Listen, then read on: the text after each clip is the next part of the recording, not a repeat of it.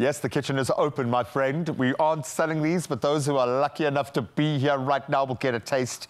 There is one thing that is quintessentially South African. It's in our DNA. In fact, if you break down our genome, you actually see the words Malva pudding written in there. It is spectacular when you get it right. And this Easter, we are going to do just that. Someone is bound to ask you to bring a Malva pudding to a family lunch. It's a given. So we are going to show you how to make a traditional Malva that will win everyone's hearts. And most importantly, make sure that you buy enough clover custard to serve. And if you are feeling so inclined, get the vanilla flavor. Zozo, are you ready for this? This might be our greatest challenge yet. I've never made a Malva. I always feel like I'm always just at the tail end where I get to enjoy the steps. I get to enjoy the hard work, someone else's labor. So today it's the two of us. It's the quintessential, and we talk about it so much as being a part of the South African menu, yet very few of us have actually followed through and made it. We've all got that tunny, that auntie, that mom that makes it for us. Time to step up. And of course, we're going to be using the beautiful addition, just in case you want a little taste of vanilla flavored, because you are inclined to have a little taste. So I'm going to start with the base of our Malva pudding itself. So we've got our wet ingredients here beautifully whipped together. You can see a nice little soft peak there. I'm going to mix in.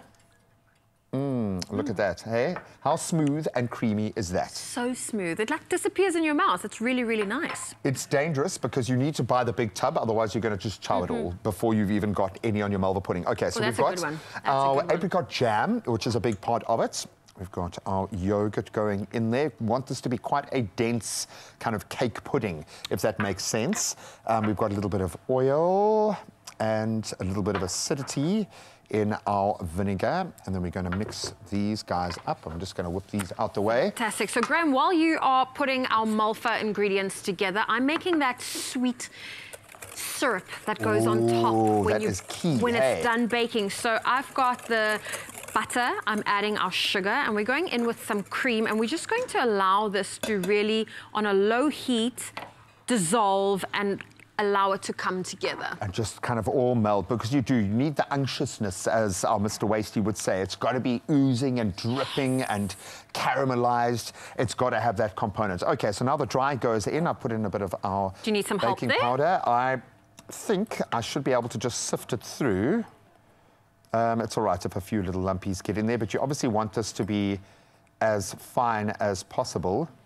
Have a little faith, so have a little faith. Have a little faith. I love it. It always comes together so beautifully. I know, and when people say that this is kind of one of those flop-proof, it is quite rustic. So I love the fact that anyone can try this and you're going to get a good result. It might not be the same every time, but that's the joy of baking something like this. Okay, you want to put your own spin in it. There we go. It looks absolutely beautiful. I'm going to need my... And this is also great for the whole family. I mean, you know, the adult can do the heated things, but that's something the little ones can do and get involved with. Get them involved. And this is how you introduce a new generation to something that you have loved since you were their age. Get them emotionally invested by helping to create the meal. And that's all coming together absolutely beautifully. Oh, I love... some of the best moments of my life, in fact, as I sit here, I'm getting like a little Rolodex of all of the moments I've had with my kids. And there is a reason why we love these things, certain elements, even like our clover custard. I can remember my mom shouting at me because I'd drunk half the clover custard before she needed to put it on a Malva pudding, and then coming out like, coming clean, okay, I'm sorry. And then being denied the Malva pudding, and then her feeling too guilty and not. For me to be able to have those moments with my kids is magic. If you can get them to join you in those quiet moments in the kitchen creating, it is so, so special. Absolutely love it. Okay. Do the kids do what you did? Yes, they do, without a doubt. Do they also now get into the custard? No, as I said to my son, there is not a thought that will pop into his head that I haven't had yet. There is not an ounce of naughtiness that he has that hasn't come from me.